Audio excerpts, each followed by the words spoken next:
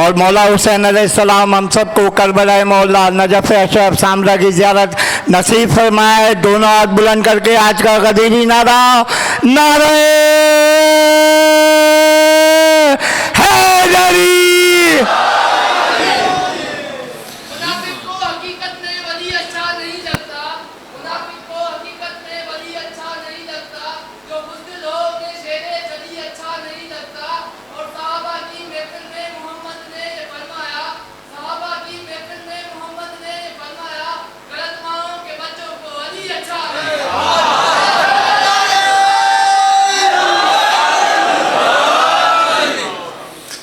اپنی اس مقدس عبادت کی قبولیت کے لیے، صحت سلامتی کے لیے، عافیت کے لیے، عزادارہ سید الشہداء کی حفاظت کے لیے، سپاہی یزید کی نابودی کے لیے بآواز بلند صلوات.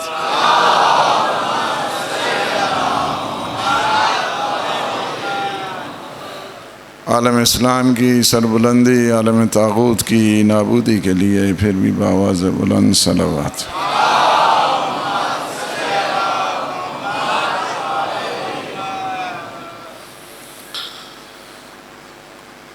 اعوذ باللہ من الشیطان الرجیم. بسم اللہ الرحمن الرحیم. الحمد للہ الذی قصرت عن رؤیته ابصار الناظرین وعجزت عن نعته اوہام الواصفین. الصلاة والسلام والتحیۃ والاکرام علی النبی المؤید والرسول المسدد المصطفى الامجد المحمود الاحمد سیدنا ونبینا وشفيع ذنوبنا وطبيب نفوسنا أبي القاسم محمد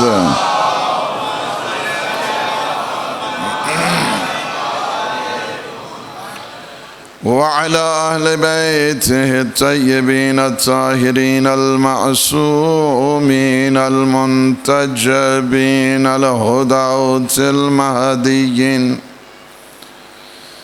سيما بقية الله في العالمين. روحي وأرواح العالمين لترى بمقدمه الفداء. ولعنة الله على أعدائهم أجمعين من الآن إلى قيام يوم الدين. أما بعد فقد قال الله سبحانه وتعالى في محكم الكتاب المبين. بسم الله الرحمن الرحيم. فأقم وجهك للدين حنيفا فطرة الله التي فطر الناس عليها لا تبديل لخلق الله ذلك الدين القيم ولكن أكثر الناس لا يعلمون. الصلوات.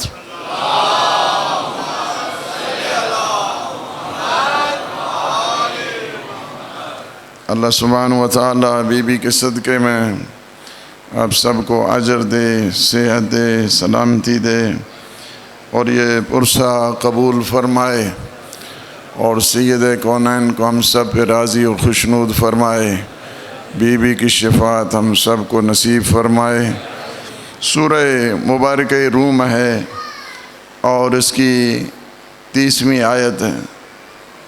فرمایا فاقم وجہک للدین حنیفہ. اپنا سارا رخ، اپنی ساری حیثیت، اپنی ساری توجہ، اپنا سارا وجود دین حنیف کی طرف ہونا چاہیے کہ جو دین بالکل سیدھا ہے. تو تم سیدھے چلو گے تب دین کے اوپر چل پاؤ گے. اگر کوئی ٹیڑھا ہے تو وہ دین کے اوپر نہیں چل سکتا. سیدھا چلو گے تو سیدھے دین کی طرف آؤ گے. جتنی نیت اچھی خالص ہوگی اسی طرح دین کے اوپر چلو گے. اور یہ دین ایسا ہے کہ جو دین کا وارث ہے، جس کا ذکر کرنا بھی عبادت ہے، جسے دیکھنا بھی عبادت ہے۔ اس وجہ سے کہ دیکھنا ایسا ہے کہ عبادت بن جائے، اور جس کا ذکر ایسا ہے کہ ذکر کرنا بھی عبادت بن جائے۔ بہت سارے صحابی پریشان تھے حضور کے دور میں کہ حضور کیا ہے؟ پیغمبر اسلام صلی اللہ علیہ وآلہ وسلم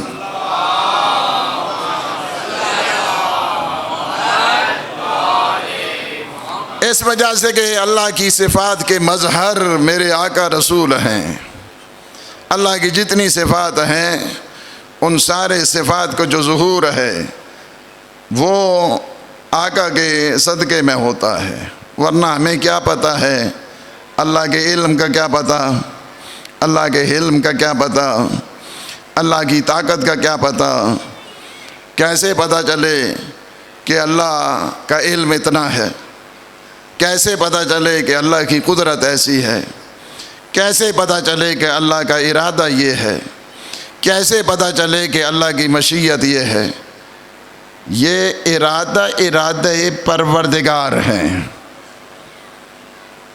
اتنی مشکل بات تو نہیں کی ہے کہ جتنا بالکل ہی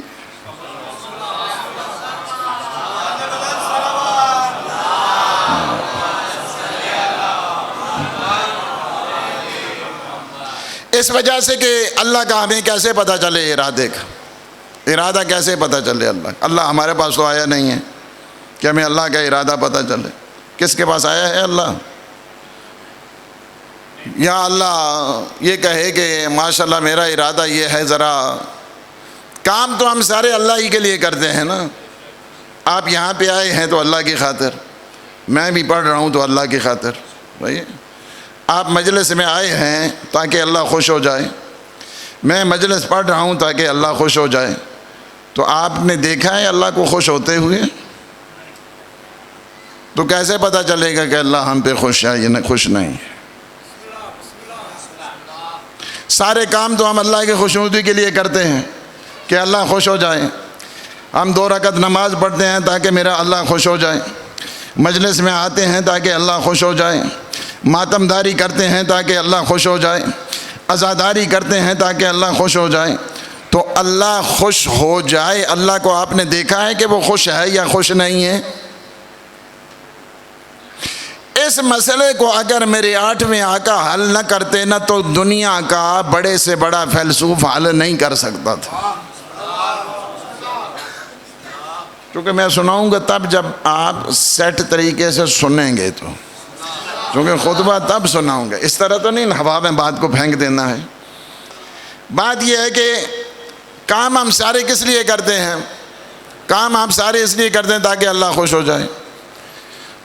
اللہ کی خوشی کو معمولی خوشی تھوڑی ہے، ساری خوشیوں کی خوشی جو بنتی ہے وہ اللہ کی خوشی ہے۔ اچھا اللہ خوش ہو جائے، اللہ خوش ہو جائے تو کیسے پتہ چلتا ہے؟ مثلا آپ خوش ہوتے ہیں تو مجھے پتہ چلتا ہے، جب آپ نعرہ لگاتے ہیں تو مجھے پتہ چلتا ہے آپ خوش ہو گئے ہیں۔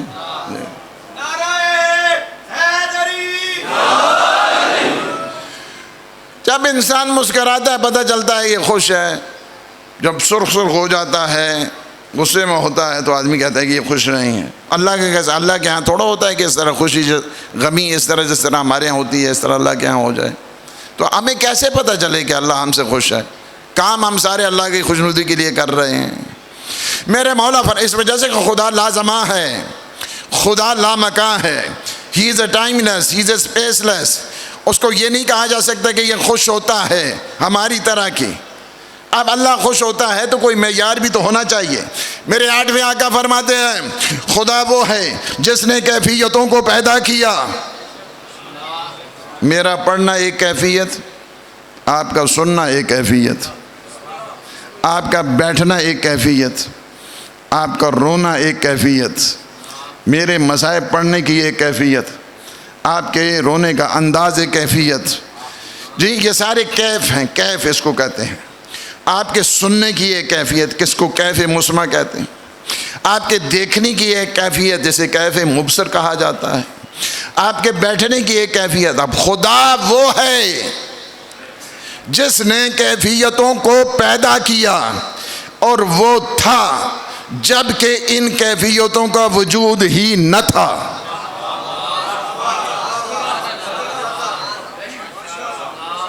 خدا وہ ہے جس نے کیفیتوں کو پیدا کیا. یہ ساری کیفیتیں کیا ہیں؟ سارے کیف، یہ سارے کیف اللہ نے پیدا کیے. خدا وہ ہے جس نے کیفیتوں کو پیدا کیا اور وہ تھا جب کہ ان کیفیتوں کا وجود ہی نہ تھا. کیفیت سے مزاج بنتا ہے، مزاج سے طبیعت بنتی ہے، طبیعت سے پھر پتہ چلتا ہے کہ یہ خوش ہے یا ناراض. جہاں طبیعت نہیں وہاں کیفیت نہیں. ابھی ہمیں کیسے پتہ چلے کہ خدا ہم سے راضی ہے یا ناراض؟ اسی لیے تو اس نے سب سے پہلے اسے بنایا اور یہ کہہ دیا مجھے نہ دیکھو، ان کو دیکھو. اگر یہ راضی نظر آئے تو سمجھ جاؤ میں بھی راضی ہوں، اگر یہ ناراض نظر آئے تو سمجھ جاؤ میں بھی ناراض ہوں.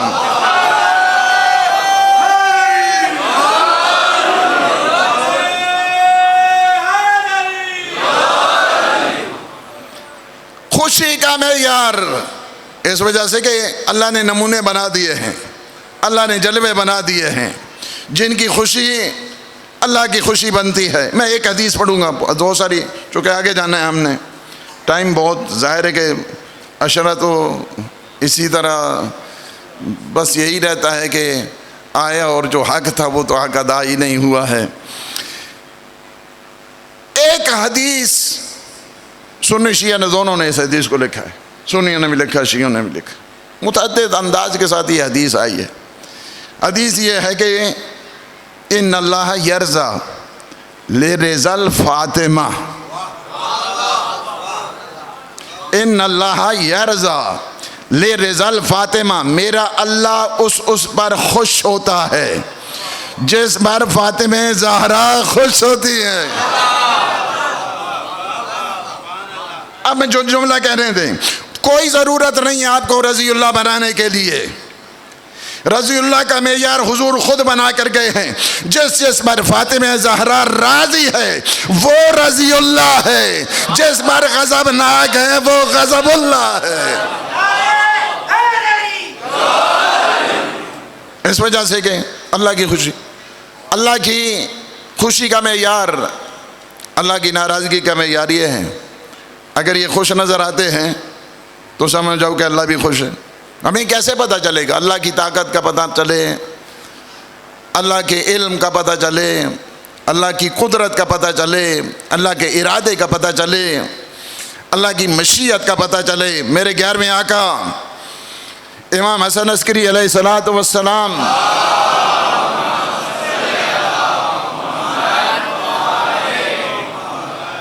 فرماتے ہیں نحن اویۃ لمشیت اللہ، ہم اللہ کی مشیت کا ظرف ہیں. ہمیں دیکھو تو تمہیں ارادہ پروردگار نظر آئے گا، ہمیں دیکھو تو مشیت پروردگار نظر آئے گی. اللہ کی ذات اس کو پہچاننے کا سب سے بڑا ذریعہ، سب سے بڑا ذریعہ. ہمیں اللہ کا علم کیسے پتہ چلے گا؟ علم کہ اللہ کا علم کیسا ہے؟ اللہ نے پھر نمونے بنائے. کہا مجھ تک تو نہیں پہنچ سکتے، مجھ تک نہیں پہنچ سکتے. کیوں نہیں پہنچ سکتے؟ اس وجہ سے نہیں پہنچ سکتے کہ تم ناقص ہو. ہم اللہ تک نہیں پہنچ سکتے اپنے نقص کی وجہ سے. بہت مشکل ترین باتیں ہیں جو بہت آسان طریقے سے میں آپ کو سمجھا رہا ہوں، جو کہ میرا فیلڈ ہے الہیات، مجھے پتہ ہے کس طرح آپ کو سمجھانا ہے. خدا تک ہم نہیں پہنچ سکتے. اچھا کیوں نہیں پہنچ سکتے؟ اس کی وجہ یہ ہے کہ چونکہ ہم ناقص ہیں. بہت ساری چیزیں ہوتی ہیں انسان اپنے نقص کی وجہ سے نہیں پہنچ سکتا ہے. اچھا خدا ڈائریکٹ ہم تک نہیں آ سکتا ہے. ڈائریکٹ ہم تک کیسے آئے گا؟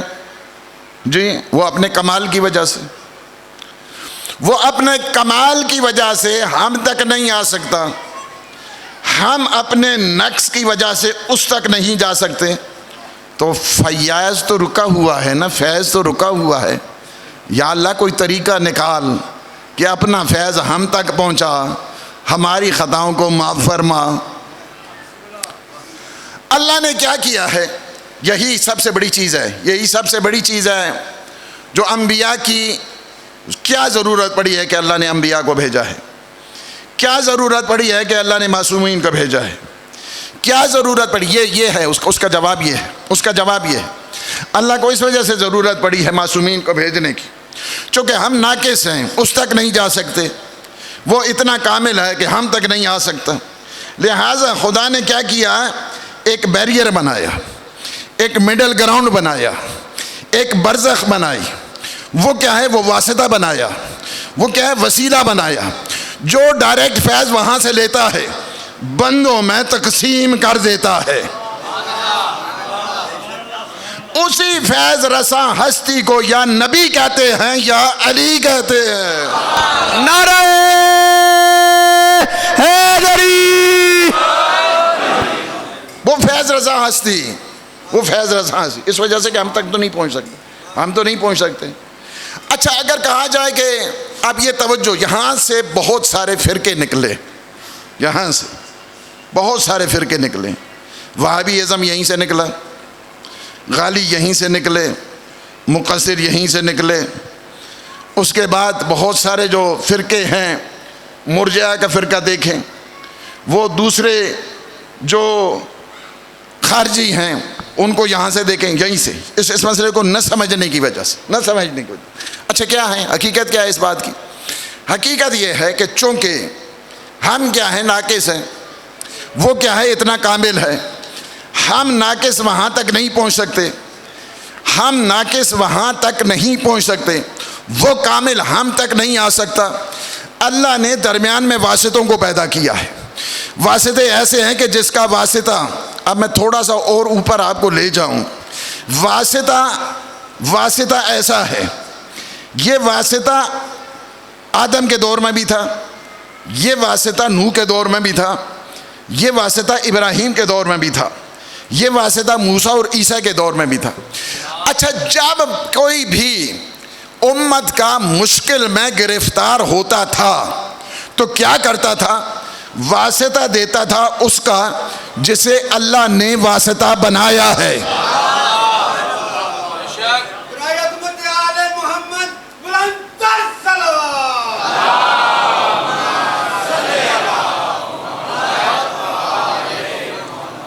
اچھا یہ واسطہ کیا ہے؟ واسطہ کو ہم، اچھا اگر وہ ہم جیسے ہوتے، یہ فرقہ بندی یہاں سے ہے، یہ فتنہ بازیاں یہاں سے نکلی، اگر وہ ہم جیسے ہوتے تو جس طرح ناقص آسی پاپی ہم ہیں اس تک نہیں جا سکتے، وہ بھی اس تک نہیں جا سکتے۔ بات سمجھ آئے گی نہیں؟ ہم یعنی اگر وہ ہم جیسے ہوتے، ہم جیسے اگر ہوتے تو پھر جس طرح ہم لوگ اس تک ڈائریکٹ نہیں جا سکتے تو وہ بھی نہیں جا سکتے، بات تو ختم ہو گئی پھر۔ اچھا وہ اگر خدا ہوتے تو جس طرح ہم خدا تک نہیں جا سکتے ان تک بھی نہیں جا سکتے، لہذا وہ نہ ہم جیسے ہیں اور نہ اس جیسے ہیں، وہ ایسے ہیں کہ جنہیں دیکھو تو فیاض الہی نظر آتے ہیں، اس کی طرف بعض نے کیا کیا ہے؟ اس کی طرف دیکھا ہے، بعض نے کیا ہے؟ اس کی طرف دیکھا ہے۔ فرق یہ ہے، یہ جو غلو چلا ہے، تکثیر چلی ہے، وہابی ازم چلا ہے، سلفیہ چلی ہے یا خارجیہ چلی ہے، وہ اسی وجہ سے چونکہ نہیں سمجھے، ہم انہیں اللہ کا وسیلہ سمجھتے ہیں، انہیں ایسا سمجھتے ہیں کہ کائنات میں ان جیسا کوئی نہیں ہے۔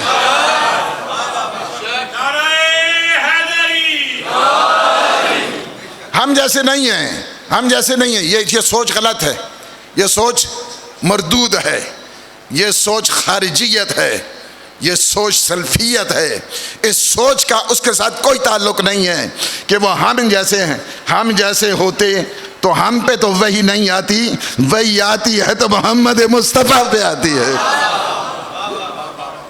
اس وجہ سے ہم جیسے نہیں ہیں، ہم جیسے نہیں ہیں۔ اگر وہ کہا جائے نا مثلاً انسان اور حیوان ایک جیسے ہیں، چونکہ حیوان بھی کھاتا ہے اور ہم بھی کھاتے ہیں، وہ بھی سوتا ہے اور ہم بھی سوتے ہیں، اور اس کے ہاں بھی بچے ہوتے ہیں، ہمارے ہاں بھی بچے ہوتے ہیں، جس طرح جو ہے نا کہتے ہیں نا انسان کیا حیوان ناطق ہے، لیکن انسان اور حیوان میں فرق ہے، انسان اور حیوان میں فرق ہے۔ وہ فرق کیا ہے؟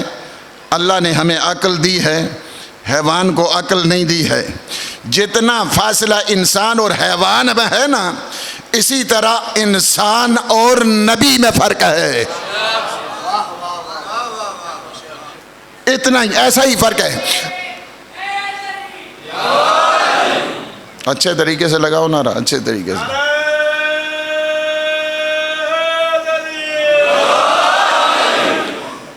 وہ ظاہر دور سے بول رہے تھے نا، تو اس وجہ سے اللہ ہمارے اس جوان کے بھی انشاءاللہ نعرے کو قبول فرمائے انشاءاللہ بی بی کے صدقے میں۔ تو کیا ہو گیا؟ سارے جتنے نبی ہیں، نبی ضرورت جو انبیاء کی پڑی ہے، معصومین کی پڑی ہے، وہ اس وجہ سے پڑی۔ کیا ضرورت پڑی ہے؟ ضرورت اس وجہ سے چونکہ ہم ناقص اس تک نہیں جا سکتے، وہ کامل ہم تک نہیں آ سکتا، درمیان میں کوئی ایسا نوری سلسلہ ہو، ایسا نورانی سلسلہ ہو کہ جو ڈائریکٹ فیض وہاں سے لے بندوں میں تقسیم کرے۔ ہر نبی یہی کام کرتا تھا۔ آدم پھر کیا ہوتا تھا؟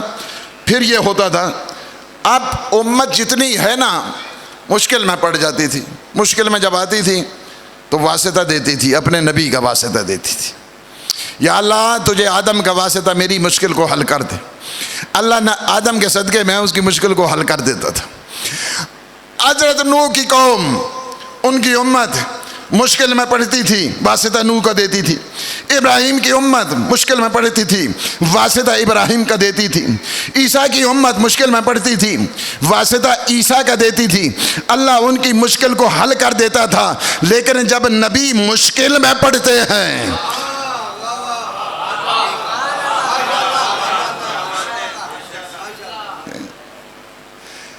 یہیں سے فرق پتہ چلتا ہے۔ کہتے ہیں یہ علی علی کرتے ہیں، تمہیں نہیں پتہ ہم علی علی کیوں کرتے ہیں؟ اس وجہ سے کہ ہر نبی علی علی کرتا ہے۔ نعرہ حیدری!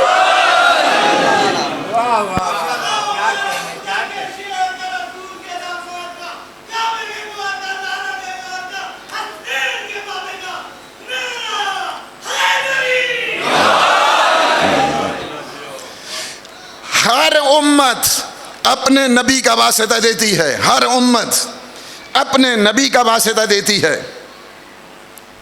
کب دیتی ہے؟ جب مشکل میں پڑتی ہے، جب مشکل میں پڑتی ہے اپنے نبی کا واسطہ دیتی ہے۔ ہماری کتابیں چھلک رہی ہیں، چھلک رہی ہیں۔ جب انبیاء مشکل میں پڑتے تھے تو واسطہ یا نبی کا دیتے تھے یا علی کا دیتے تھے۔ یا محمود بحق محمد، یا اعلیٰ بحق علی، یا فاتر بحق فاطمہ، یا محسنو بحق الحسن، یا قدیم الاحسان بحق الحسین علیہ السلام۔ اللہ ساری مشکلوں کو، آدم کی توبہ کس سے قبول ہوتی ہے؟ انہی پنجتن پاک کا واسطہ دینے سے۔ تو پتہ چل گیا نا کہ یہ نہیں کیا ہے، یہ وہ ہیں۔ اب جملہ مجھے کہنے دیں، وہ واسطے بنتے تھے نا، یہ واسطوں کے واسطہ ہیں، یہ وسیلوں کے وسیلہ ہیں۔ واسطوں کے واسطہ ہیں، جہاں پہ واسطے ختم وہاں پہ ان کا واسطہ شروع۔ اب ہم اگر واسطہ ان کا دے دیں، ان کا واسطہ دے دیں، ان کا واسطہ اگر شرک ہوتا تو تم آدم کو کہتے نا کہ یہ کیوں کر رہے ہو؟ اللہ ہمیں کیا وہ شرک ساز بنانا چاہتا ہے کہ اللہ نے کہا جی فتلقى آدم من ربه بکلمات، اللہ نے وہ کلمات آدم کو سکھائے، کہا ان کا واسطہ دے دو، ان کا واسطہ دے دو۔ اللہ جب کہے ان کا واسطہ دے دو تو ہم اللہ کی بات کو مانیں گے، ملا کی بات کو تھوڑا مانیں گے۔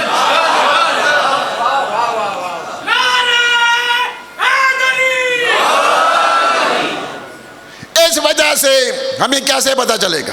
کیسے پتہ چلے گا کہ اللہ کا علم کیسا ہے، اللہ کی قدرت کیسی ہے؟ یہ نمایاں کرتے ہیں اللہ کے ان جلووں کو، اللہ کے ان تجلیات کو.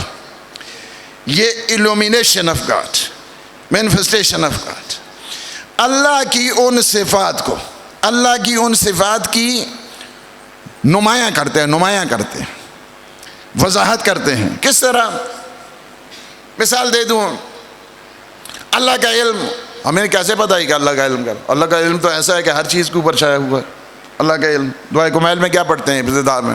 جو احاطت، اس کا علم ایسا ہے کہ ہر چیز کے اوپر احاطہ کی ہوئی. علم اس کا کوئی چیز ایسی نہیں ہے کہ جس چیز کے اوپر اللہ کا علم نہیں ہے. اللہ ہمارے ظاہر کو بھی جانتا ہے، اللہ ہمارے باطن کو بھی جانتا ہے. ہم بہت ساری چیزیں ہیں جو دل میں رکھتے ہیں، اگر وہ الٹ جائیں، یہ بہت ساری چیزیں ہیں. اب جتنا بڑا اجتماع اس وقت آپ دیکھ رہے ہیں، یہ سب اللہ سبحانہ و تعالیٰ کی ستاریت کا نتیجہ ہے. نہیں سمجھو، دوبارہ پڑھتا ہوں. یہ جتنا بڑا اجتماع اتنا اس وقت دیکھ رہے ہیں، ہزاروں لوگ جو موجود، یہ اللہ کی ستاریت کا، اللہ کی صلوات پر محمد والا،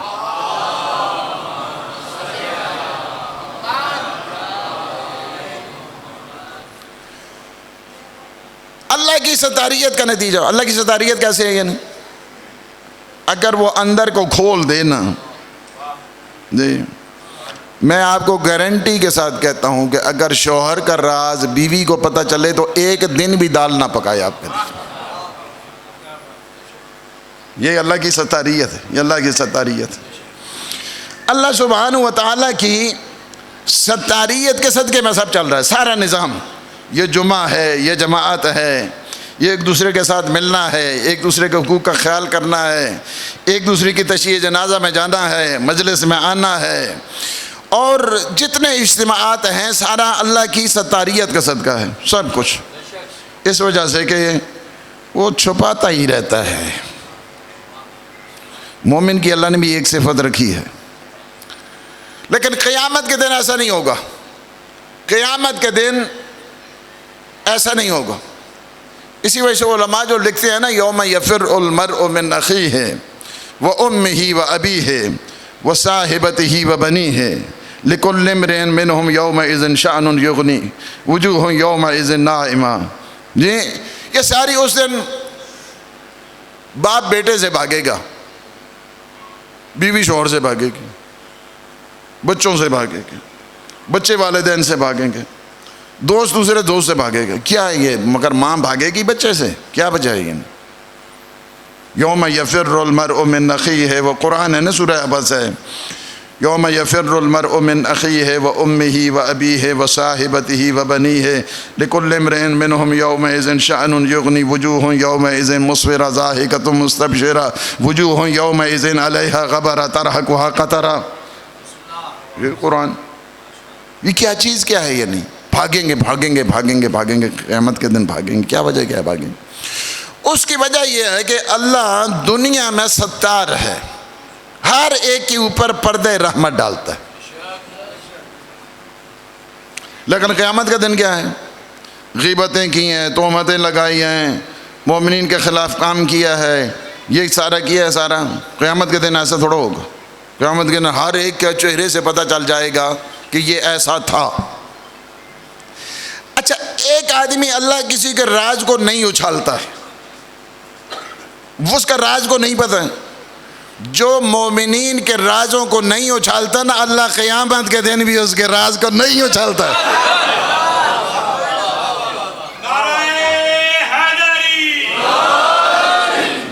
اللہ اسے وہاں محفوظ رکھتا ہے، اس وجہ سے کہ یہ علی والا ہے، یہ نبی والا ہے. اس وجہ سے اللہ اس کے رازوں کو نہیں اچھا. اللہ اس کے اوپر نہ فقط یہ ہے بلکہ یہ ہے کہ اللہ فرشتوں کے حافظے سے اس گناہ کو ہی مٹا دیتا ہے تاکہ علی والا قیامت کے دن شرمندہ نہ ہو. جی کتنا کرم ہے. میرے مولا علی کے صدقے میں، جی میرے مولا علی کا صدقہ ہے نا جی، علی کا صدقہ دنیا میں بھی کھاتے ہیں، آخرت میں بھی کھاتے ہیں۔ نعرہ حیدری۔ اس وجہ سے مومنین کے رازوں کو ہمیشہ چھپا کر آپ یہاں چھپائیں گے نا، یہاں چھپائیں گے، اللہ وہاں چھپا دے گا۔ مومن کی بڑی حرمت ہے، مومن کی بڑی عزت ہے، مومن کی بڑی عزت ہے۔ اس وجہ سے ہمارے ہاں چونکہ رواج نہیں ہے، میرے پاس بہت سارے واقعات ہیں، لیکن میں نے آج ایک واقعہ آپ کو لازمی طور پہ سنانا ہے، اور اسی پہ مجلس بھی تمام ہے۔ جو ٹائم اتنا جلدی جاتا ہے، میں جب دیکھتا ہوں تو پتہ نہیں یہ میری گھڑی خراب ہے،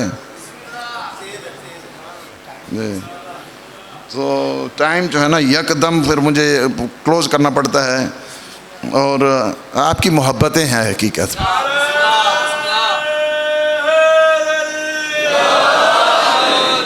محبتیں آپ کی، اللہ مولا انشاءاللہ مولا کے صدقے میں صحت دے انشاءاللہ، اور سلامتی دے، اور یہ محرم ہماری زندگی کے آخری محرم نہ ہو، بلکہ ہم بار بار اپنے مولا کی ڈیوٹی دیں، ہم سنیں۔ جی تو کیا ہے، ایک صحابی آتا ہے 5ویں آقا کے پاس، امام محمد باقر علیہ السلام،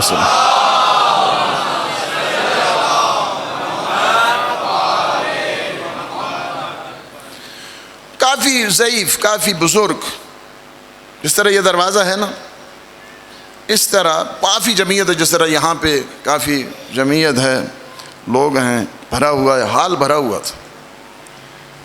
امام کے پاس آتا ہے، وہاں پہ کھڑے ہو کر عصا کا سہارا لیے ہوئے سلام کرتا ہے، یا ابن رسول اللہ سلام ہو۔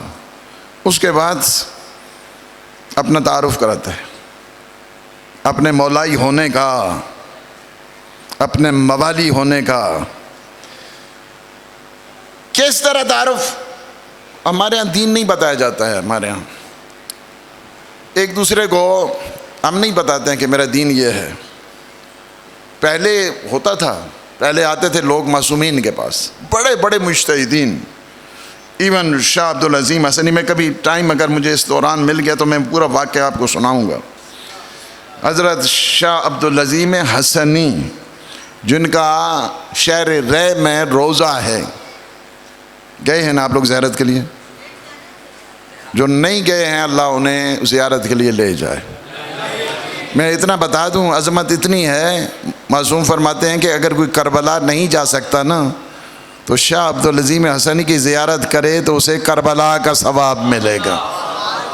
جی جی، یہ حدیث ہے یعنی یہ اگر کوئی کربلا نہیں جا سکتا، ان کے یہ جو بزرگ آدمی ہیں، امام 5ویں آقا کے پاس آتے ہیں اور آ کر کہتے ہیں کہ انی احبکم، انی احبکم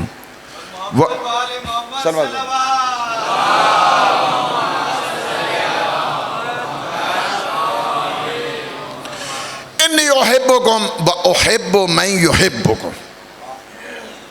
فرزند رسول، میں اپنا عقیدہ آپ کو بتاتا، اپنا عقیدہ۔ ہم کتنی دفعہ اپنا وضو بتاتے ہیں مولانا صاحب کو؟ جی اللہ تو یہ ہو گیا، ہم لوگ ہم دین کب بتاتے ہیں اپنا کہ میرا دین یہ ہے، آپ ٹھیک میرا دین ہے یا نہیں ہے، میرا ولایت کے اوپر یہ ایمان ہے، ٹھیک ہے یا نہیں ہے، میرا عقیدہ توحید یہ ہے۔ یہ آتے ہیں بوڑھے کافی جو ہے نا وہ بزرگ، کہتے ہیں کہ فرزند رسول میں اپنا دین بتاتا ہوں، آپ اس پہ بتائیں کہ میرا دین ٹھیک ہے یا نہیں ہے۔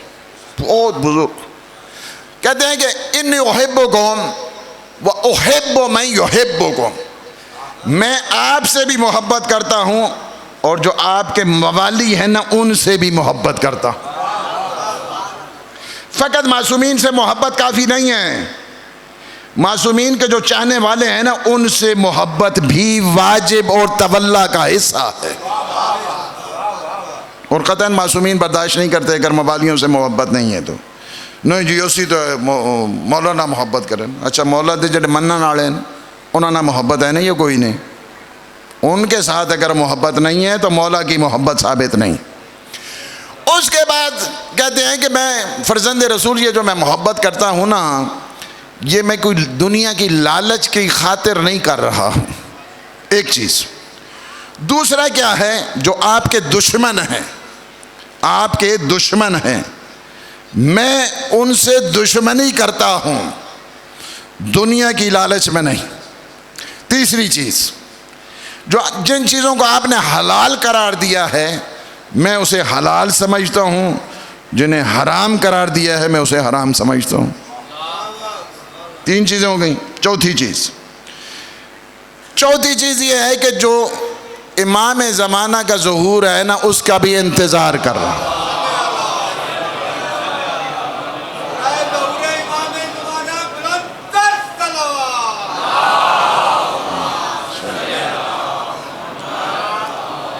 کتنی چیزیں ہو گئیں؟ چار چیزیں ہو گئیں۔ سب سے پہلے آپ سے محبت، آپ کے چاہنے والوں سے محبت، آپ کے دشمنوں سے جو بھی ہے نا اس سے بھی میری دشمنی ہے، میں ان کو اچھا نہیں سمجھتا۔ نمبر 3 یہ ہے کہ جو چیزیں آپ نے حلال قرار دی ہیں میں انہیں حلال سمجھتا ہوں، اپنی میری رائے نہیں، میرا مسئلہ نہیں، مسئلے تو سارے آپ ہی کے ہیں، اپنی طرف سے کچھ نہیں، اپنی طرف سے کچھ نہیں، آپ کی طرف سے۔ جن چیزوں کو آپ نے حلال قرار دیا ہے میں انہیں حلال سمجھتا ہوں، جن چیزوں کو تو آپ نے حرام قرار دیا ہے میں اسے حرام قرار دیتا ہوں، اور میں قائم کے ظہور کی انتظار میں ہوں۔ 4 چیزیں کھڑے ہوئے تھے، میرے مولا فرماتے ہیں کہ آپ آگے آ جائیں، تھک جائیں گے، آپ آ جائیں میرے پاس بیٹھ جائیں۔ یہ معصومین کی ادبیات ہیں۔ جب بڑا آ جاتا ہے اپنے آپ کو، کبھی بھی آپ کوئی مجھے بتائیں کہ یہ سارا نہج البلاغہ پیغمبر کے دور میں وہی علم کا در تھے یا نہیں تھے، لیکن اپنی طرف سے ایک بات نہیں کی۔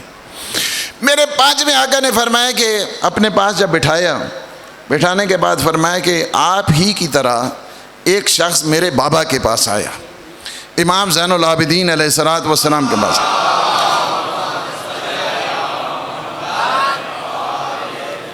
اور آ کے اسی طرح بتایا اپنا عقیدہ۔ تو میرے بابا نے فرمایا کہ ایسا شخص اگر کسی کا ایسا عقیدہ ہو نا، تو جب وہ مرنے لگتا ہے تو اس کا سر ہمارے سرہانے پہ ہوتا ہے۔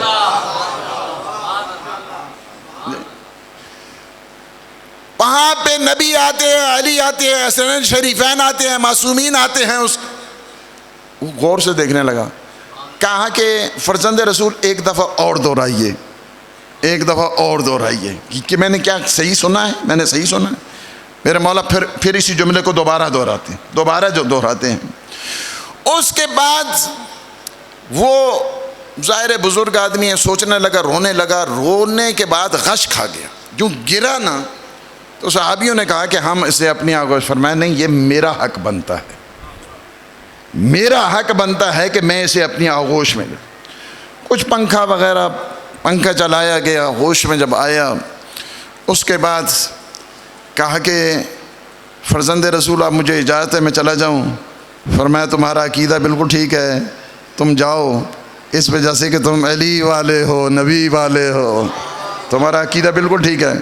جب جانے لگے دروازے سے جو باہر جا رہے تھے نا، تو امام نے صحابیوں سے فرمایا اگر دنیا میں کوئی اہل بہشت دیکھنا چاہتا ہے تو یہ شخص جا رہا ہے۔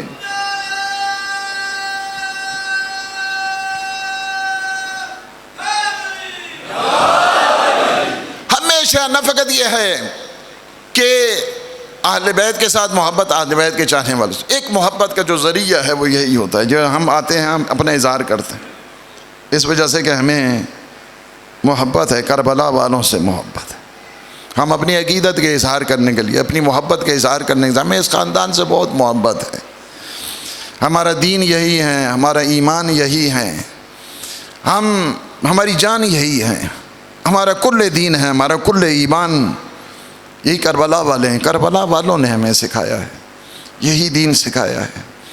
اس وجہ سے کہ جب ہم یاد کرتے ہیں، میں آج ذکر کروں گا حضرت آیت اللہ العظمہ عبد الکریم حائری، جنہوں نے قوم کا حوضے کی بنیاد رکھی۔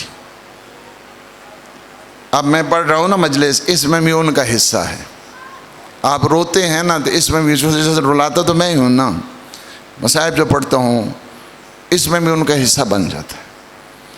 میں کبھی سناؤں گا آپ کو واقعہ، ظاہر ہے ٹائم اتنا ہی ہے کہ میں سب وعدے کوئی بھی نہیں کر کے جا رہا ہوں،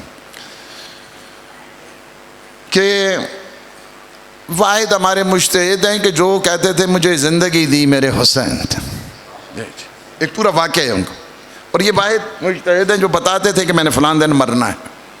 اس طرح ہے ان کے حالات سے حالات زندگی، گوگل کریں، جوانوں کو کہوں گا گوگل کرو، اس میں جوانوں کو دیکھو۔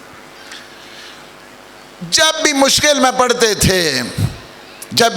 پڑھتے تھے تو ایک نظر کیا کرتے تھے مصائب حضرت علی اصغر کی، اللہ وہ مشکل کو حل کر دیتا تھا۔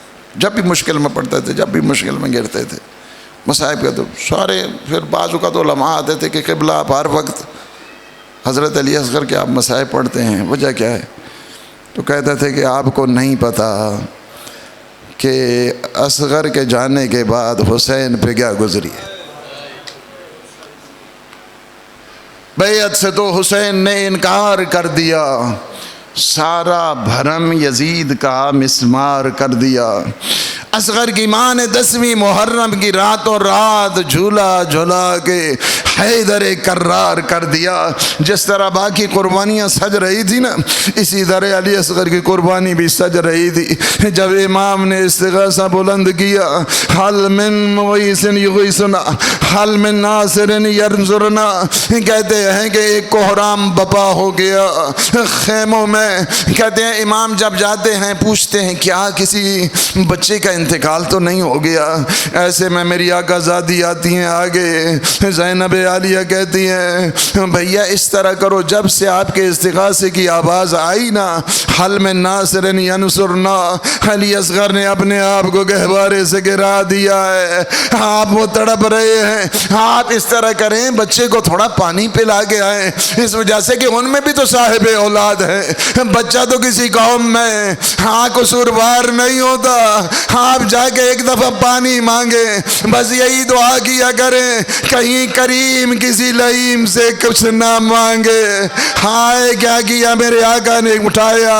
ایسے میں جب نکلنے لگے، ام رباب نے کہا کہ آقا تھوڑی دیر کے لیے مجھے اصغر کو دے دیں۔ اصغر کو لیا، آپ جب خیمے میں گئے، ایک سفید کرتا پہنایا، بالوں کو کنگھی کی، کمر کو باندھا، اس کے بعد مجاہد تیار کیا۔ جب باہر آئے تو اس وقت کیا ہوا، اپنے ابا کے دامن کو سر پر رکھا۔ قوم اشقیاء نے سمجھا حسین قرآن لے کر آ رہا ہے۔ میرے مولا نے فرمایا قرآن نہیں، قرآن نعت کپارہ ضرور ہے۔ ہائے زمین کربلا پہ اپنی ابا کو پہن کیا، اس کے بعد کہا اے قوم اشقیاء اگر کوئی قصوروار ہے تو میں ہوں نا، اس بچے کا تو کوئی قصور نہیں جس کی ماں کا دودھ خشک ہو گیا ہے، اسے اپنے ہاتھوں سے پانی پلا دو۔ میرے مولا نے کوئی زیادہ پانی تو نہیں مانگا تھا، 6 مہینے کے بچے کو تو مائیں گلاس میں انگلیاں ڈبو کے سیراب کر دیتی ہے، 6 مہینے کا بچہ کیا پانی پیے گا؟ آئے کہتے ہیں قوم اشقیاء نے کہا حسین پانی خود پینا چاہتا ہے، نام بچے کا لیتا ہے۔ ایسے میں میرے مولا نے کہا علی اصغر تم حجت خدا کے بیٹے ہو، اس طرح کرو کہ اپنی زبان سے ایک دفعہ پانی کا اظہار کرو۔ میرے آقا نے کیا کیا، حضرت علی اصغر نے اپنی خشک زبان پہ، ہائے اپنے خشک زبان پہ اپنے زبان کو پھیرا، اس کے بعد 3 مرتبہ جب کہا نا العطش العطش العطش کا یہ جملہ کہنا تھا، قوم اشقیاء منہ پھیر کے رونے لگی۔ ایسے میں عمر سعد کو کہا عمر سعد ہم بھی تو اولاد والے ہیں، علی اصغر کو پانی پلا دو۔